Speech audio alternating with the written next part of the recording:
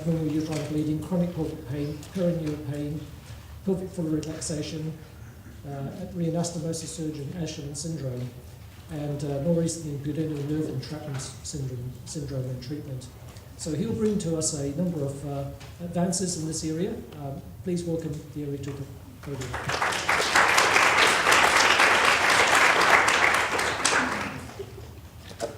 Thank you very much for the invitation to participate. It's, to me, it's a pleasure to see Catherine again. We've known each other for more than 10 years, haven't we? There you go. So I think I owe it to you to come to Perth for a meeting like this, and I hope that I will be able to provide you with some information about chronic pain, specifically chronic pudendal pain. I'm part of a great team of healthcare providers, and one of them is here today. Liz is going to talk after me. And I wouldn't have all the knowledge I have now without their participation. So it's really a presentation from all of us. What does pudendal neuralgia mean? It means that you have pain in the area of the pudendal nerve. It doesn't mean nerve pain to begin with. It's you coming to the doctor saying, I have pain when I sit, so I have pain in the area of the pudendal nerve. That's the definition. So you imagine sitting on the saddle, so the area of the skin that touches the saddle, that's the area of the pudendal nerve. So everything here in yellow is the distribution of the pudendal nerve. And that's what it means when you say, I have pain, I have pudendal neuralgia, I have pain in that area. Nothing more. It's not nerve pain yet. Now, in terms of pain, we have different bodies. We all know this particular body with muscles, skin, bones. But we have a different body, and that body consists of the brain, the stomach, and the uterus, etc., etc. They're completely different in terms of innervation. So we have what we call the somatic body versus the visceral body. And they are literally separate when it comes to innervation and pain. Now they're not that separate. They still communicate and connect. And that makes it even more interesting. When women say they have low back pain with their periods, which means that the contraction of the uterus actually is projected onto the lower back, that's what it means. It's a contraction of the uterus projecting on the lower back. There's nothing wrong with your back. But it's hard to understand. And why is it that the lower back pain hurts? Well, the lower back hurts when you have your period. It is that the nerves coming from the uterus and the nerves coming from the lower back join in the same segment of the spine. So that's why at that level there is some communication, and therefore you will perceive as an individual lower back pain when you have menstruation, although there's nothing wrong with the lower back. And so don't let a surgeon operate on your back. So there's still talk between the visceral system and the somatic system, but they're very much separate. There's other differences between a male and female that I want to point out to. And one of them is the structure of the pelvis. In order for women to be able to be pregnant and to pass a baby, the pelvis has to be structured differently. If you see on the screen to the right is two female pelvises, and the left is female, right is male. And so the female pelvis is wider and not as high. Therefore, it allows a greater passage for the delivery. But what it also has in terms of effect is that the weight transfer from the body to the legs puts more pressure onto the sacroiliac joints. And so sacroiliac joint pain is also a very typical female pain, so to speak. And it will also interfere with lower back. So you can have lower back pain that actually is a pathology or a problem with the sacroiliac joint. Again, don't let anybody operate on the lower back. And we did a study actually in Sydney, one of our fellows, to follow women through pregnancy and to see how the pregnancy influences the pelvic girdle. And she noticed that in the first half of the pregnancy, women would complain of pain, mainly indeed at the level of the sacroiliac joint. We talked about 12% of women had pain in the sacroiliac joint. Then as pregnancy evolved, that pain then moved forward, and the pain now of the pelvic girdle was focusing on the symphysis pubis. So there's a whole dynamic of change in the body that causes more discomfort, first in the back, then in the front of the pelvic girdle. It is quite important to understand it as a physiotherapist and osteopath, to actually then treat chronic pain subsequent to that pregnancy. About 7% of women will continue to have pain in the pelvic girdle after the pregnancy. So this is one of the very important aspects of the difference between male and female when it comes to anatomy. Another very basic difference between male and female is the so-called fright and flight, or fright and fight. So women are supposed to pick up the kids and run when something happens, and the men are supposed to fight and let them run. That's the general idea. However, there's another big difference. Women are far more attuned to their environment, a lot more than men. So they'll notice something happening around them a lot quicker than we do. Yeah, that's just the way it is. And they'll have picked up the kids and run away before we will react. Yeah? So yeah, that's the way it is. That awareness, unfortunately, means that your visceral system is more attuned. Your visceral system is far more active than the male. That, unfortunately, is not good. That means that also will more likely overreact. What is that difference? Why is there a difference? Well, that difference is mainly hormonal. So women have a dominant estrogen environment and men have a dominant testosterone environment. That's why they fight, by the way, not to protect them. Anyway. So the estrogen is a huge difference between male and female. And that estrogen, what will that actually do on top of being more aware of your environment, is that it will have a positive impact on the somatic pain, but especially a negative impact on your visceral pain. Women are more likely to have a headache. Remember, brain is a visceral organ. Women are more likely to have pain with full bladder. Bladder is a visceral organ. Women have pain with menstruation. Uterus is a visceral organ. So the visceral system is far more sensitive due to the presence of estrogen. So when we deal with pain, especially with visceral pain, we have to keep in mind that the hormonal environment is hugely important in dealing with pain. And so we interfere with the hormonal environment all the time when we deal with chronic pain. It's one of the main reasons why pain medicine specialists should also be gynecologists, in my opinion. So we need to know the impact of the hormonal environment on the specific pain symptom. Women in menopause will often complain that I used to be able to knit and sew without a problem, but now, my God, my hands are hurting so much I can't do it anymore. You start hormone replacement, everything's fine again. So the small joint pain is very typical, influenced by hormones. So that's one of the advantages of hormone replacement in menopause. It actually improves somatic pains. One point that I would like to make, and especially for when you, in terms of information for women who will then go to their doctor and complain about pain and talk about their pain, it is extremely important to make a difference between painful periods and pain change while on your period. Because of the change in estrogen environment, having your period is when the estrogen dips significantly.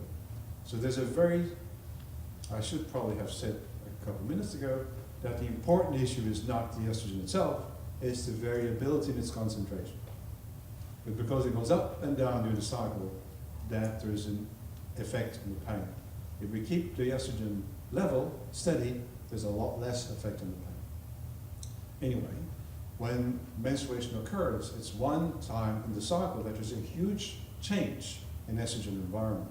Therefore, any pain, especially visceral pain, headache for instance, will change, or will be more prominent or less prominent, but will change while you're on your period. It doesn't mean that if the pain changes, if you have pelvic pain and it changes, it becomes more prominent during your period, it doesn't mean that you have endometriosis. No.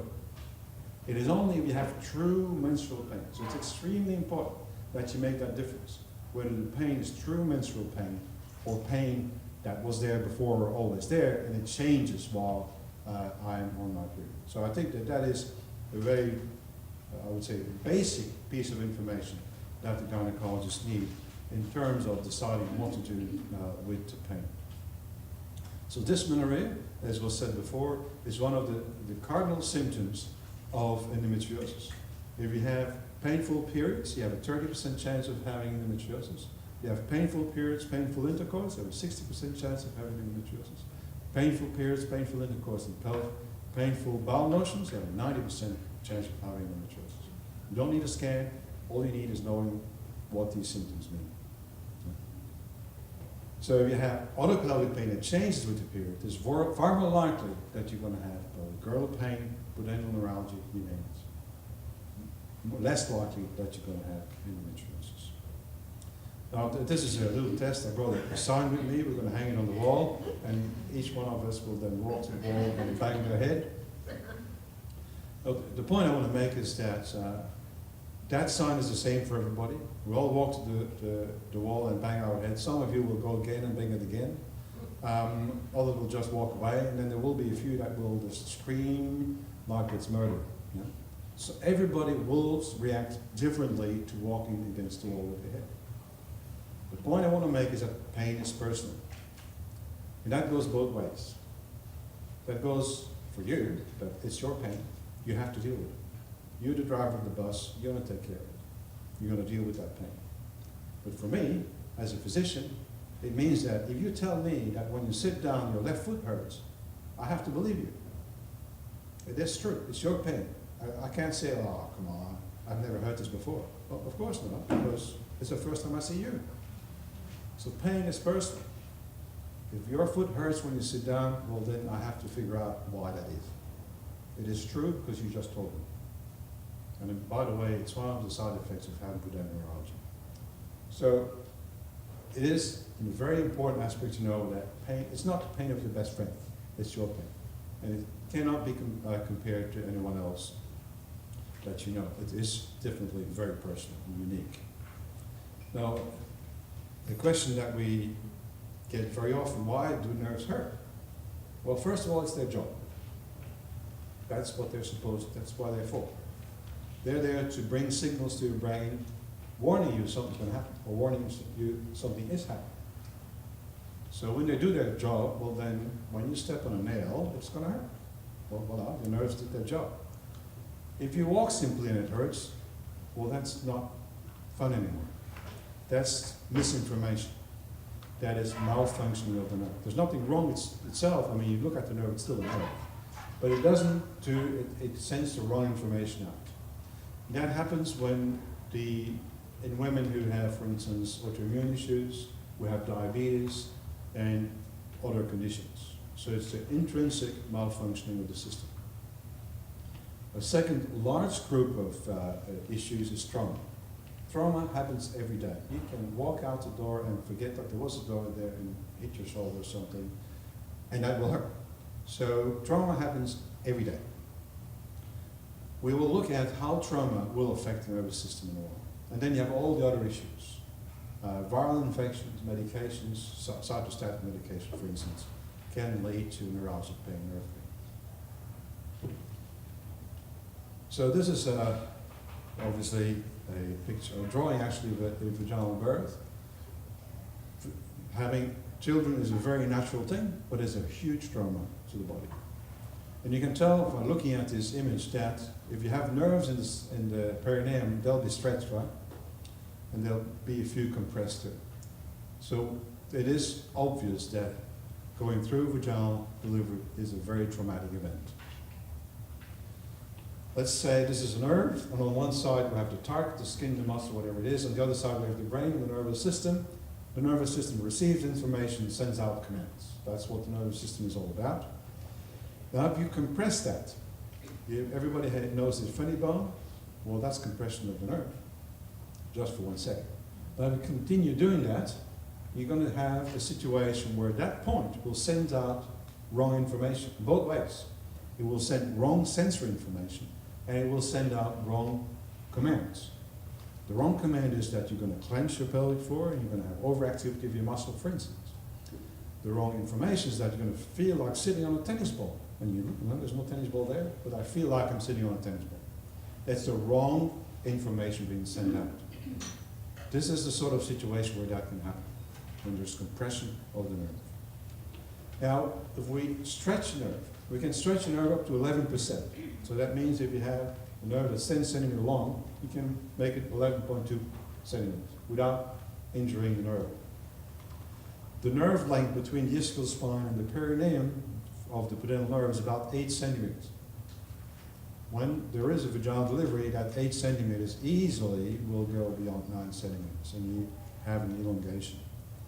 What happens is that some of the fibers will pop, and then you end up with the nerve with a lot less fibers. So less information going to the brain, and less commands coming out. That means that the usual reflex organizations in the body, such as continence, go away and become incontinent. So that's the mechanism of how women suffer incontinence post-delivery, in most cases, up to 80% in the first couple of days. Nerve transection, if you cut that nerve, what's going to happen? Oh, it's blackout, right? Nothing goes either way. So that's it. You have no more information coming out, the skin is numb, and there's no more commands going out, so the muscle will atrophy because no nerve is attached to it anymore. However, in certain cases, you will also develop an ectopic focus, but this time, instead of going both ways, it only goes one way. So in compression, it goes both ways. When you cut, it only goes in the direction of sensory information, and you get the so-called neuroma development. That's after cutting. Now, a few words about healing. We talked about trauma. We have this idea that because when we were kids and we went out with a bike and fell over, oh, it hurt, but the next day it was okay. So we all have this idea that when you hurt yourself, well, you're going to heal. And you're going to be all good again. Well, usually. So what happens is, for instance, here, would be the life table of a lady who had a child, trauma. And she goes from the green normal function, of normal bladder, normal bowel, normal intercourse, to the red, bladder doesn't work as well anymore, and forget about intercourse. So we're going from normal to abnormal function. After a couple of days a week, or a couple of weeks, the body will heal very well and go back into the normal function. Sometimes that involves compensation. What compensation means is that if you lose some muscle, because it's cut with the episiotomy or whatever, other muscles around it will take over the function. So you have compensation of the function. And eventually, everything goes back to normal. It may not be as normal as before. The bladder may sometimes have like a little accident. It's not as good as before, but it's good enough. So we're into normal function again. We have adaptive healing. The healing came back to normal function.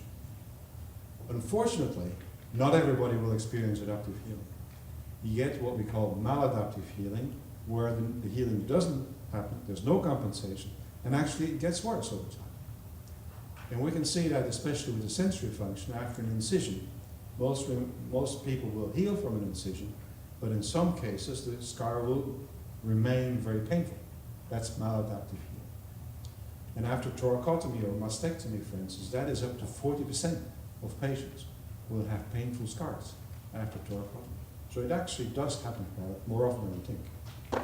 And then there's a third category, especially those women who had a lot of compensation needed to get back to normal function. Over time, that compensatory mechanism wear off, and they get back into abnormal function. This is, for instance, for the bladder function in women after vaginal delivery, 80% incontinence the day after delivery. It's only 12% a year later, but it's 60% again at menopause. So we go from a huge fall in normal function to compensation, we go back to, more than 80% go back to normal. But then once menopause hits, we have a 60% incidence again of bladder incontinence. So this is about healing. So I thought I'd give you a few more general ideas about how the body functions in terms of pain. Now, what's the difference between nerve pain and surgical pain? Well, it's the same with the difference, I say. The difference is that nerve pain is one nerve and surgical pain is more than one nerve because it involves all the nerves in the surgical field. So So we've been operated on. So let's say when people have a subarachnoid tape, and the tape passes through the leg, and they come back to you and say, I now have leg pain. You don't say, you don't tell them, are you crazy? Leg pain? Why would you have leg pain? Well, you have leg pain because there was a surgical needle going through the leg. So it's very much possible that that surgical trauma then leads to leg pain afterwards. So nerve pain involves one nerve, surgical pain involves all the nerves within the area of surgical dissection. Now back to the pudendal nerve, finally. What does the pudendal nerve do? Well, it does a lot of things, as you can tell. It touches the skin, but also involves in bladder function. When you go to the bathroom and you sit on the commode and you feel the urine passing through the urethra, which most of us do, that's the pudendal nerve. Now imagine you don't feel that anymore. Well, then you have to actually listen to the urine hitting the water to know when you stop. It sounds trivial, but it is not trivial at all. So this is one of the dysfunctions that can happen with pudendal nerve injury, that you simply don't feel the urine passing through the urethra. And we did a study a couple of years ago. It's Julie Egermont, who collected 61 patients with pudendal neuralgia and asked for all their symptoms. And you can see that 85% of the patients had pain with sitting, which is what we typically think of as pudendal nerve pain. Right? Pudendal neuralgia is pain with sitting. 15% of the women did not have pain with sitting, but they still have pudendal neuralgia. And you can go down to all these symptoms, and they involved all three organs or all three organ functions of the pelvis, which is the bladder, the bowel, and the sexual function. The least frequent, but still 32%, was abnormal arousal, mainly persistent arousal syndrome. So 32% in patients with pudendal neuralgias or pudendal nerve syndrome, which is quite a high incidence. So another question we are asked quite often, what's the value of an MRI? Well, it's a lot of value to me, the surgeon, but a lot less value to the patient, actually, because the MRI just defines the anatomy. It will tell me where the endometriosis is, where the nerve compression is, and so forth, so I know what to do as a surgeon. But in terms of the patient, it doesn't show you where the pain is. MRI does not find the pain. It only defines the anatomy, and it still is the clinician's job to interpret the MRI with you as the patient in common to figure out what actually is the cause or the trigger for the pain. This is a MRI, and we can actually see the pudendal nerve and the vessels next to it. So we can actually see quite fine details in terms of anatomy. It really has become an extraordinary tool in terms of determining the causes and the anatomy of the patient. Next, what is the value of a nerve block? Some people are very afraid of a nerve block. Others have huge expectations. I'm going to have a nerve block and I'm going to walk away cured. Well, no. The pudendal nerve is simply a diagnostic test. What it tells me is the nerve involved in the process? I'll get more information, we'll get to that. But that's all it does, really. It's a diagnostic test. I know now that the nerve is involved. It has only a very small therapeutic effect. About 4 to 5% of patients will say, I had the nerve block and now, wow, I'm really good. So that's 1 out of 20 will actually have significant therapeutic effect from a nerve block. But the majority, not. So the majority is simply a test. Here's an image of the nerve block. We actually do that in CT guidance to make sure that we indeed inject the material that we inject around the nerve. This is the result of a study that we did on nerve blocks. And you can see on the extreme right that indeed up to almost 5% of women have long-term benefit from the nerve block. Then there's an additional 40% in whom the pain will come back, but days and weeks later, and not as bad as before. So essentially we have about 20% of women who have some sort of benefit from the nerve block. To the very left, the 25.6%, where the pain is still present and comes back before the numbing disappears, that's not good. It essentially means that the pain is not localized, not just due to or linked to the nerve, it's due to a lot of other processes, sensitization, and so on and so forth. And Liz will touch on that a bit more later. So it is very important in our way of handling or dealing with pain, because now we have a lot more information than we had compared to before. In terms of treatment, we discovered for the last couple of years that the very old medication called amitriptyline is actually quite useful when applied topically. And it's by working with a chemist, Alan Hewitt, that I realized that the effect of the amitriptyline on the skin is not the same as when you take it by mouth. So it's not like we just apply a known medication to the skin instead of having it to take by the nose. It acts differently. The amitriptyline directly on the skin or the mucosa is actually a weak local anesthetic. And it will, over time, and I emphasize over time, it takes several days, over time it will actually desensitize the skin. So it is a very good first-line modality to treat chronic pain in a reachable area such as beyond.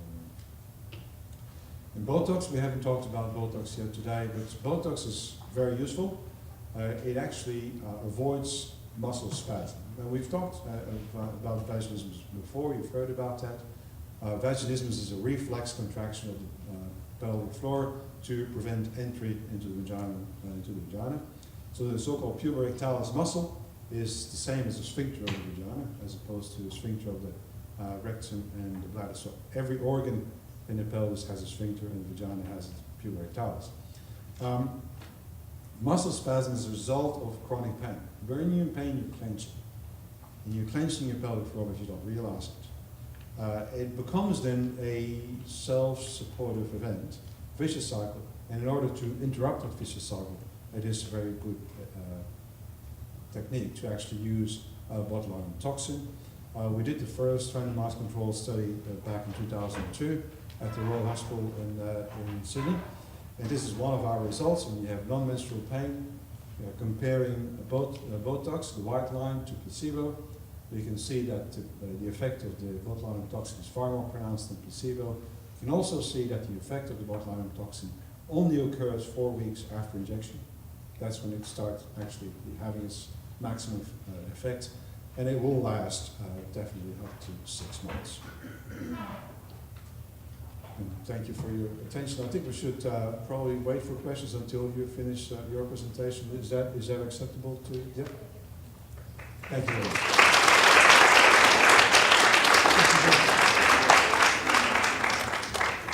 So, as Prof said, it's a massive thanks to our big team, and really privileged to work with such an amazing group. We're also very privileged today because the NOE group, who's used the NOE group Explain Pain book or the Protectometer? Yeah, a few have heard of it, a few not, yeah. So that's a group in Adelaide, so they're clinicians but they're pain scientists as well. So their mission is getting pain science out to the everyday people. So they've sent us quite a few bonus books, so there's lucky door prizes for people today. So you could be going home with an Explain Pain book or a Protectometer book. So it's really changed in the last few years, well, the last 10, 20 years really, I guess, in that we don't just say, okay, you've got pain, you're going to have to live with that. It's unacceptable. There's lots and lots of ways we now know, because we know much more about our nervous system, that we can actually try and change that pain ourselves. So most of that is through education, and it's really, really complex, our nervous system. It's outsmarting us all the time. And so what the NOE group have done is they've made a really complex system that protects us all the time into a really, really simple, easy to use book and easy to use Protectometer, which brings these actions into your everyday life. So I'd like to acknowledge David Butler for the use of all of this too. So 1 in 5 Australians live with chronic pain, and less than 10% get the help they need. So it's events like this that really help change that to get the right care, because a lot of it is very easy to address, especially if we see things early. So at the Women's Health and Research Institute, what we always ask is, so what are your goals? What do you really want to do that you can't do anymore? What do you ideally want to get back to in your life? So most people, it can be really simple things, like I just really want to sit and have dinner with my family, where I'm not rushing, not getting indigestion. or it might be I just really want to have sex with my partner, or it might be, you know, I want to, you know, return to exercise. So just sensible life things that you want to get back to. So with Judy's story that we just saw, so we have a long video of that, but we gave you the brief version because we know you'd be drowsy. Her goals were to just eat with her family. She said she'd go out for breakfast and she couldn't really listen to the conversation because she's always thinking, oh my God, is my pain going to flare? Will I be bad tonight? Will it be bad tomorrow? I've got to eat quickly, and the kids would be trying to tell her something and she'd be like, okay, no, I've got to go home now. So she just wanted to enjoy meals with her family. She wanted to socialise again. So our society, you know, humans need socialising, and we need that connection. And if you can't drive, you can't sit very long. We're very much a sit-down sedentary society, so it becomes quite difficult, and that's one of the main differences with pelvic pain, that it can be quite isolating.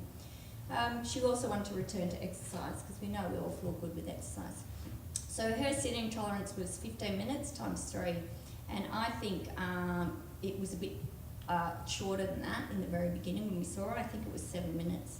So it's not very much, is it? So driving, she couldn't drive at all. So in Perth, you really need a car, don't you? If we live in Australia, a big country, if you can't drive anywhere, you're very, very isolated. Exercise, so she could walk for 20 minutes and then she could walk for 30 minutes later, and she could do an exercise class at home on YouTube. It's fantastic YouTube, isn't it? For 30 minutes. So what she did, after this point, it must have been a couple of years later, I did a talk on the protectometer. So it just came out in 2016. It's like, yes, finally an excellent tool that gets all the pain knowledge. It's like, okay, I know all this pain knowledge, how do I get it into my everyday life?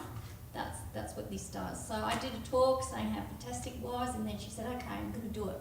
And then she came and she showed me her graph. So it's also on an iPad, so it gives you this nifty graph over time that shows how your pain has decreased. So she comes in very excited saying, this is when 1 month, you told me to do it, and I thought, this is not going to work. So and then I saw the month, and my pain was like 8, 10, and then it was like 0. Within that month, she said I couldn't believe it. So then I really tried hard, and then now, you know, and she's been 0 for 6, 12 months, and she said, do I still need to do it? And I was like, I don't think so. So she did this to help her. She wanted to share her story so that everyone can see that actually you can go from very bad to very good and very happy. So she also generously sent us some pictures last week to show this is her sitting, because she couldn't sit hardly at all. That's her sofa she used to lie on all day pretty much. And she said that the Explain Pain book was really the game changer for her. It gave her that inspiration to persist, and it gave her that education to actually know what she was doing was safe and she was progressing, and it was based on hard science too. And then the outcomes are there, so she could now sit unlimited time. So going from 7 minutes or 15 minutes through, she can now sit unlimited. It's amazing. She can go to the movies, she can go, for dinner, and she said it's the kids that say, now come on Mum, let's go home. And she's like, no, I'm staying. She could drive for more than 3 hours. So that's a massive change for getting your life back. She can now exercise and walk unlimited. She does more than 30 minutes classes as well, like in consecutive days. She's even done it's like the City to Surf equivalent in her area, which is 11 Ks, and she bettered her time from 1 year to the next. She was very, very scared of squatting because the pudendal nerve, as Thierry showed us, the anatomy is such that it's stretched when we squat deeply. So the nerve can definitely do that, but an irritable nerve will say, hey, I'm a bit cranky, I don't know if you should stretch me right now. So she was very scared of squatting for a long period of time, and that would flare her pain later on. But now she said if she feels her pain getting a little bit irritable, what she does is actually, to help treat it, is go down and scrub the kitchen floor. I was like, what? You can't, could you think of something more fun? She's like, no, I love it. I'm just, clean my floors. I said, come to my house. But she said there's no way in the world she would ever thought she'd be able to do this again. Put the washing on, all of that kind of thing. So I just can't praise it enough, and you all should go to the NOE group site and have a look, because it's just resource after resource, and I really can't explain it as well as they can.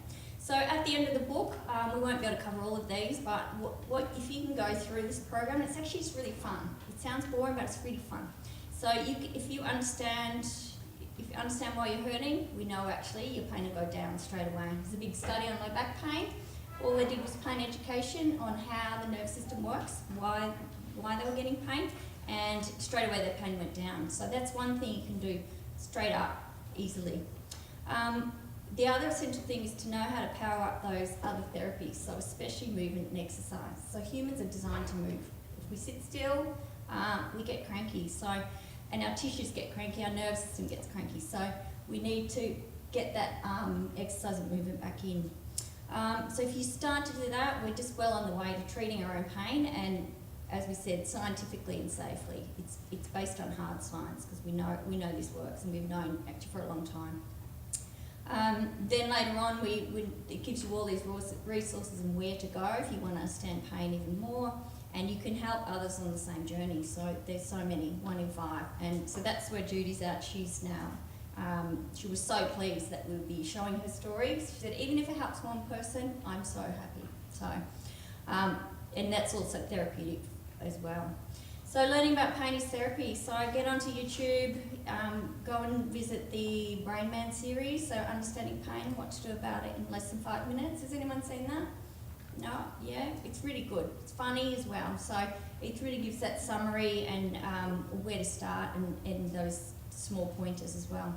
As Prof said, all pain is real, and it's normal and it's personal. So my pain will be very different to your pain, and we can never compare too. We do like to compare. It's like, I've got a bad back, and how much advice do you get for the bad back? But really, it's like, well, what I always say to people is read this, and if it doesn't make sense according to this, just say, okay, thanks, and then don't take their advice because this is the latest in pain science.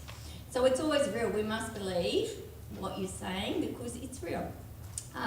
And we know that you can have very, very bad pain and no tissue damage. So we actually know that now. We thought before, there must be some kind of tissue damage if you're getting that sort of pain. It's not true. We've known for a while now that you can have very, very bad pain and no tissue damage. So an example of that is the, say the worker who a nail goes through his boot, severe pain, rush to emergency, they take the boot off and then the nail's actually through his toe. Like it's missed everything, but his brain had calculated that, oh my God, this is through my foot, how am I going to work? This is going to be a killer, I can't cope with this. And it's credible evidence of danger that yes, it's severe, and his pain was real, severe pain. So, but then the reality was, his toe was intact, his foot was intact, so then his brain reassessed and went, oh, okay, I'm all right, thank God. So then, it's okay.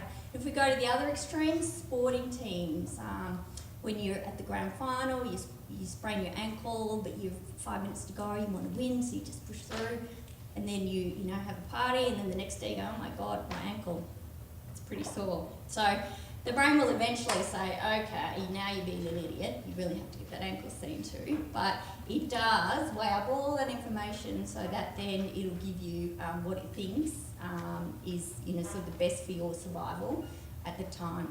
So the other important thing that they really try and emphasise is that they're danger sensors, they're not actually pain sensors. So that's what we mean when we say, like, your brain will decide about this situation, how much danger am I in? Because pain is one of those systems that helps protect ourselves. So and particularly it'll protect us from potential danger.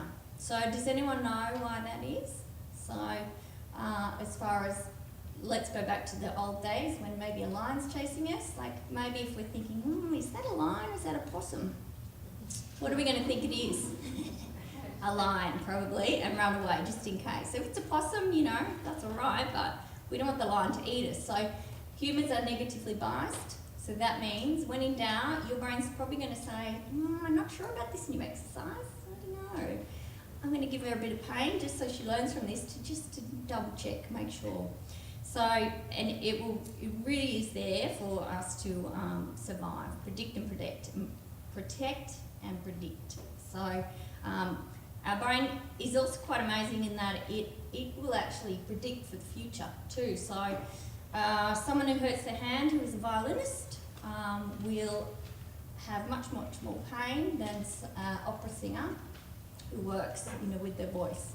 If they have pain in the hands, there's good studies on that to show that actually the context is really important. And if I can't work, that means, oh my God, this has big consequences for my future, my family, my income, everything. So the brain is an amazing calculator, and it does this in split seconds without us knowing. So it's so fascinating when you think, actually, oh my God, how are we ever going to catch up to our nervous system? I don't know. So pretty much it does this massive calculation, and the way that the protectometer has done it is they try and group things according to how much danger you think you're in and how much safety you think you're in. So it's that perceived level as well, and it has to make that split second decision a lot of times for that protection response.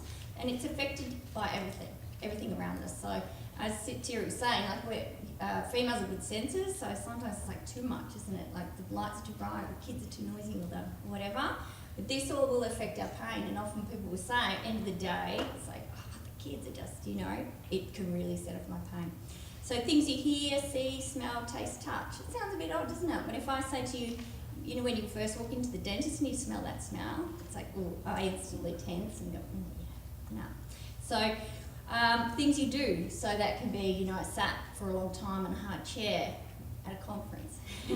Or it could be, whatever. Things you say. So it's like, oh, yes, oh, yeah, I'm getting old, so I must, I'm going to get worse, I'm sure. I've got this pain because I'm getting old. Well, not actually necessarily.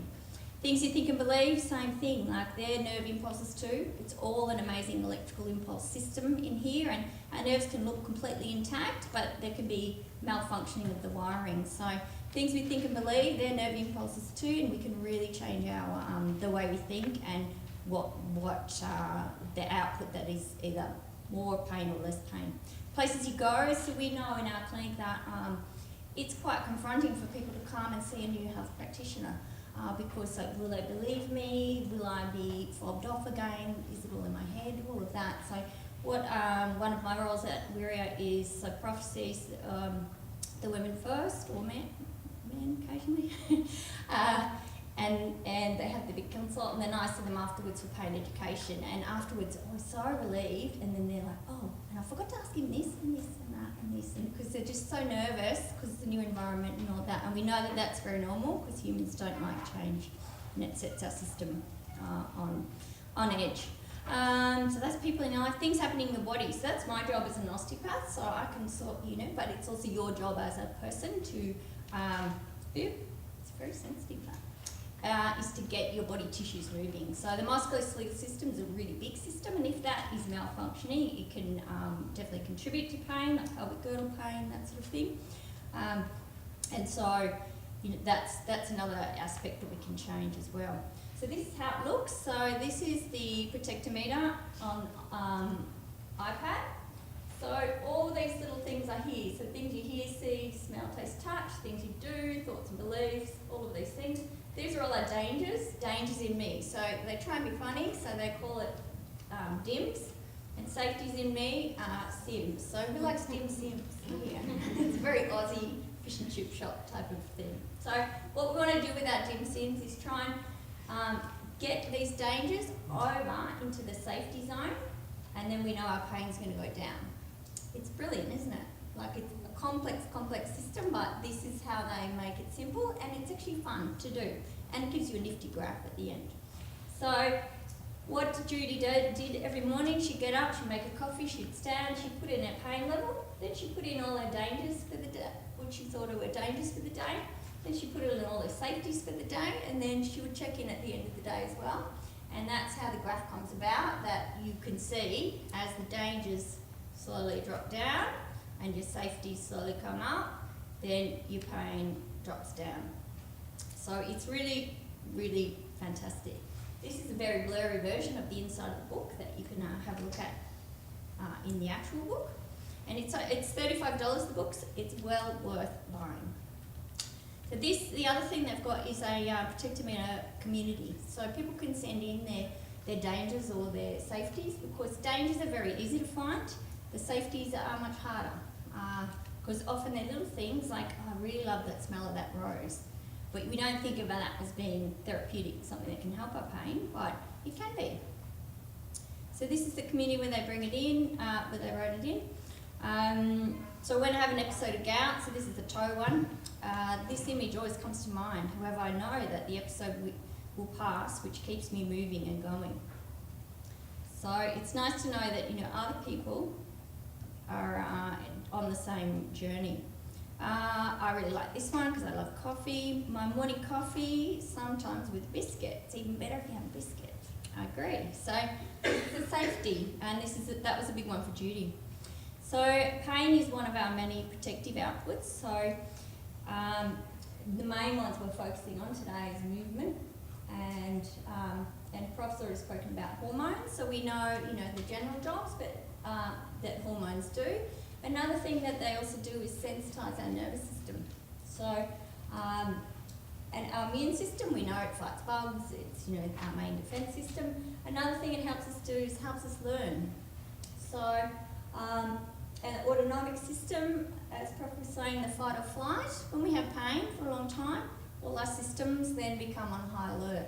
So this is why they're often interlinking hormonal problems, autoimmune or immune problems, or one can sort of link to the other. Because we used to look at them as separate systems, we now look at them as one system because they're all very interlinking.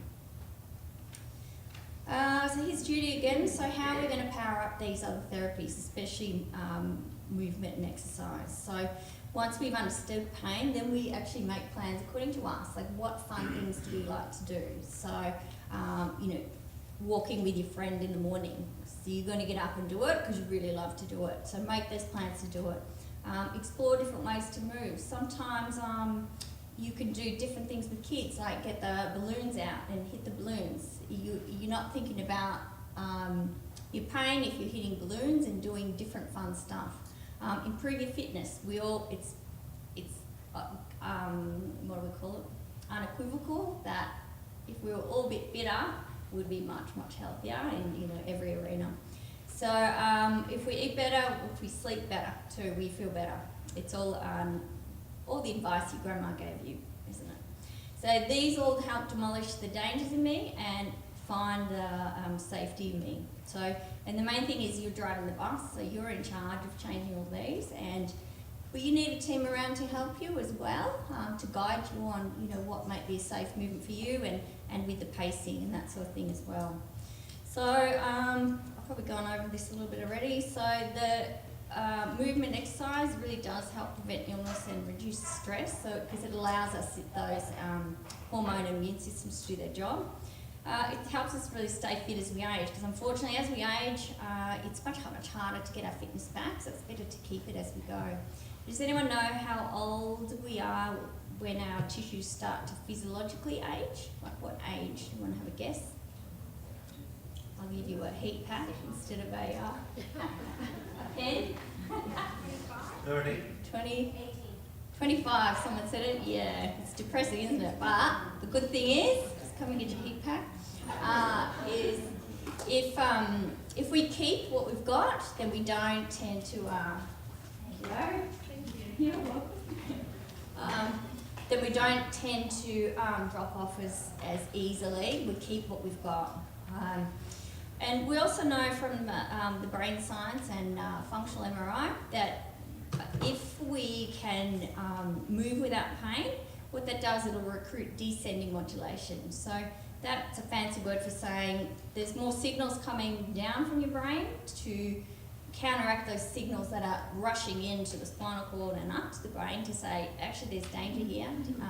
So we know that is actually a really effective way of reducing pain physiologically. And one of the main things it does too is slides and glides all the tissues. So David Butler has lots of really great YouTube videos on the nervous system and how to slide and glide the nervous system. And we know it actually works better if we add all those positive terms. So if we add lovely sliding, gliding, motion is lotion, all of that, we know it works better.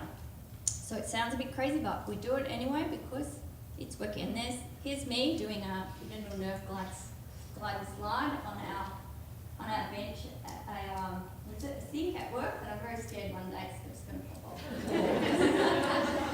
Yeah. So if anyone's interested, you can ask me about that. So pacing, really, really important, because as we said, if you have a new task, your nervous system is going to go, what the hell, this is new, I don't know about this, I better give you a bit of pain just in case. So you have to be a bit sneaky if you want to do new things. Do them for a couple of minutes, see how you go the next day. Do them for a couple of minutes again, and what our brain will actually do is say, oh, I felt really fantastic after I did that yesterday. So it's going to add on a little bit more benefit. It's like the automatic placebo. We want to have it working with us, not against us. So we're going to actually feel better and better and better, but we have to go tiny, tiny baby steps like Judy did. So her journey's, we know that since 2014, 15, but the protector meter only since May 2017. So as we heard before, like a little bit of pain is fine. Good pain, the muscle soreness, you go to the gym and then you can't get up the stairs the next day without grunting and groaning, that's good pain. So try and define that difference in those signals that are coming in as well. So we really want to build it gradually, and remember that we're bioplastic. So our tissue will change, our nervous system will change, and it changes within 2 to 3 days, the nervous system. There's an excellent video of David Butler. The little neurotransmitters are like butterflies, he says. So they only live for about 2 or 3 days, and they turn over and they change. So if you have 2 or 3 good days in a row, so yep, your nervous system is then tougher. So it's really, really game changing for changing your own pain to understand the nervous system like that. Pelvic pain, I think it needs an extra mention because it's really important to humans. We sit there, we have sex there, we do a poo, we do a wee. If you can't, it's problematic. We grow babies there, so it's super important. So if things go wrong there, our brain goes, wow, signals coming from this area, this is important, I'm going to bump it up a few more levels. So even understanding that will mean, okay, that's normal, I'm a human, that's normal. We can bump it down a bit more. So that's an important thing to know as well. Neurogenic inflammation, I'll just quickly talk about that because it's a relatively new concept. We think migraines have an element of this, IBS has an element of this, but as Prof was saying before, the nervous system has information going both ways. So when it's cranky for a little bit of time, its function is actually, I need to make it hurt a little bit more here. So I'm going to send out little hormones that say inflammatory cells come into this area, and then you get true inflammation in that area. So a vulva can look actually very red, swollen, inflamed, but with no other problems except that the nervous system is quite sensitive and irritable. So that's quite a game changer in diagnosis and treatment as well. Sleep, super important. Again, like your grandma says, get good sleep because the nervous system loves it to just like wind everything down.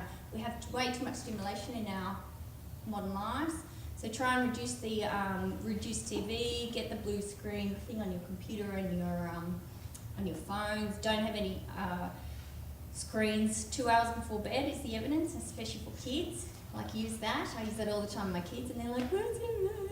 You don't know anything about research." They'll still fight, but you've got to be strong. Just say no screens 2 hours before bedtime. All of that really, really helps you feel better the next day. Hotties, that's what you just won there. So don't stick it on yourself. These go on your clothes, but they get really, really hot for 12 hours. So and the best thing, as we said before, is instead of the hot water bottle falling down and you can't walk around, this you can stick on and you can move around with it. So it means you can keep going and use that descending modulations. This is an Australian product, and it's also you can rip it up and put it in your garden too. So it's environmentally friendly. Other things you can do at home. We really love the book Mindfulness for Health. So it's by Vitamala Birch and Danny Penman, and she's an inspirational speaker if ever I saw one. She lives sort of half time in the UK and half the time in Australia, New Zealand, and she teaches mindfulness for health. So this is the only book that actually is really for health and pain, and it won the British Medical Journal's consumer book of the year 2 years ago. So it's really fantastic. There's an 8-week program in there. We've had a gentleman who had actually torn both adductors off his bone. He had pudendal neuralgia pain, and he did the program, the 8-week program, and his pain reduced 40% with nothing else. So the power of the mind, don't underestimate it, because we can really, really utilise that, and there's lots of good evidence that mindfulness, hypnosis really works. Hypnosis, so I popped this one in. It's really for IBS, but you can use it if you don't have IBS, because it's calming for the nervous system. And as Prof said, when it's one of the organs, the nervous system talks to each other. So if we can calm down the gut nervous system, it's going to have a knockover calming down effect on the nervous system globally and locally in the pelvic area. There's also, if you want to try, actually on our website there's a link to free SoundCloud, so there's body scans and all kinds of things that can really help people get a taste for it, and they're like, yep, I'm going to do it. The book I think is $35, so these are all very accessible resources. Another great resource is Move More, Sit Less. This is a Victorian government initiative, and it's got lots of stats on there that you're like, oh my God, actually, quick, stand up, you know. Sitting is just so bad for us. So things like a DVT, you can, so if you sit for more than an hour and a half, then you've got more like, your chances of a stroke and blood clots and all of that goes up. But then also, when you lay down at night, the fluid then comes back, back to the main system. We get congestion around the neck, and then we're more likely to get obstructive sleep apnea. So things like that. So if someone's snoring at night, get them to walk more in the day. Even things like bowel cancer, all the obvious ones, but there's lots of really good resources on there too. So it's a busy area. So I designed this in my pain masters with Prof as my supervisor, just so that when people came in and they felt like, oh my God, I've got all these things going on, so we could say, it's okay, actually the pelvis is very busy, it's got a lot of functions in there, and this one, these are all the, these are all the tissues in here that, that's our job to help you with all these things, fancy medicine, These are the tissues, and this is how you can help all these tissues and nervous system and everything too. So this is what Marla Birch and her team with the Mindfulness for Health, they call like the tissue issues are like the primary suffering. So they're the tissues help contributing to the pain. Then we load on top of that all that secondary suffering. So this is where we can really make a big change, and it's really changing it via our own nervous system. So if we drop some of these ones off, then actually our original pain is much easier to manage. It's only sort of one level rather than 50 things piled on top. That makes sense? So sleep, exercise, diet, all the sensible things. We put in there nerve care, so we like to say nervous systems, there's signals coming in saying, say, like for instance, light touch at the perineum, like at the vulva, let's say, vulva. Light touch of the vulva goes in and goes up to the brain. The brain decides what to do with that information. So it's just a signal. It's not a pain signal coming in, it's actually a signal. And so if what our brain might do is like, oh my God, this is your area of pain, I better give them a bit more pain just because it's the area. But the signal might be light touch just from your underwear. So what can happen over time if we try and address that and understand that is then those signals will come in and your brain will go, oh, that's just my underwear, that's fine, that's not important. So, what I meant to say then actually is what we try and do is have like a little signal holiday. So don't wear any underwear at home, like try not to sit too much, use a split cushion. Just have a little signal holiday so your nervous system gets a little rest, and then it can have just a little bit of time. Doesn't mean you can't do it in the future, but just have a little rest so that then it gets a little time off. But we're always trying to aim for those goals to get back to your life. There's a bigger version that I should have showed you before, sorry. And please go to our website. We know that genital pain is a very personal thing. People often won't tell their doctors. I had a woman who she had vaginal pain for 10 years, really excellent doctor that I worked with in Newtown, and when I said, oh, you actually need to see Prof, can you please get a referral? And the doctor was horrified. He said, how long have you had this pain? She said, 10 years. Why didn't you tell me? Oh, I didn't think there was anything that could be done, or I just didn't, you know, she was uncomfortable about that. So we know that people do Google their symptoms, so we tried to put every term in under the sun in our website, that it will come up on our website. So there's lots of resources too that you can print off, take to your doctor, all that kind of thing.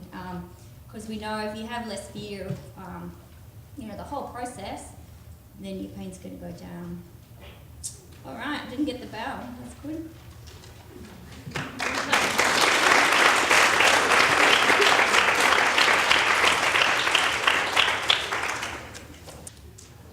So can we put our hands together once again for all the speakers for today, for Joy and Ms.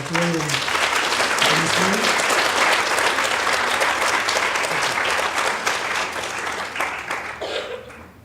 We have Catherine, who's going to make some announcements, and there are some very important things that we have to do. Is that correct? Thank you all for coming today, and a huge big thank you to our amazing speakers who have given up their time to be here today. Each one of them has delivered such a profound message on how important it is to be vigilant of your own gynecological health.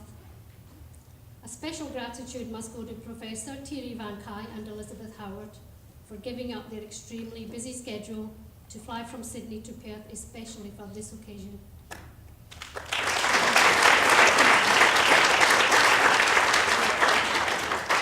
The Women's Health Research Institute of Australia, although based in Sydney, has been a huge supporter of GAIN since 2007, always there to assist us with our many questions on gynecological health matters. To our best friend and MC, I'm sure you all agree he's been phenomenal.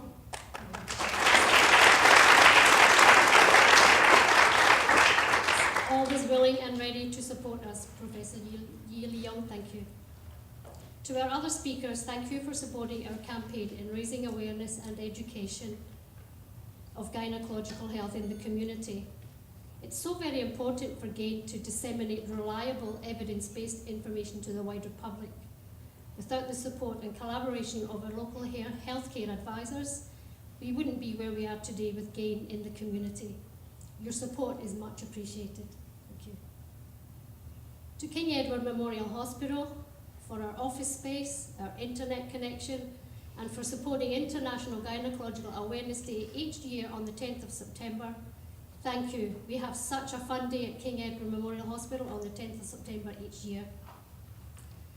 Thank you to St George Bank, who is our main sponsor of today's event. GAIN depends on donations and fundraising from the community so that we can continue bringing gynae health education to the fore. Appreciation of our other sponsors for the lovely raffle prizes and donations. To our special guests, Nancy Black, Shavita Patel-Brown, Dr. Arun, Pip Brennan, CEO of Health Consumers Council, Adam Hay and Bradley Green from St George Bank. Your presence here today means so much to us. And last but certainly not least, our own GAIN committee members, Angela, Rachel, Linda, Monique, Joanne, Lauren, Vanessa and Wendy. Their dedication and hard work goes a long way to making GAIN a success. I hope you enjoyed today's event and take away some very interesting facts on women's gynae health issues. We hope to see you again soon. Your feedback on today's forum is much appreciated. Evaluation forms will be sent out to you electronically, and we would love if you would take a quick 5 minutes to complete. Thank you.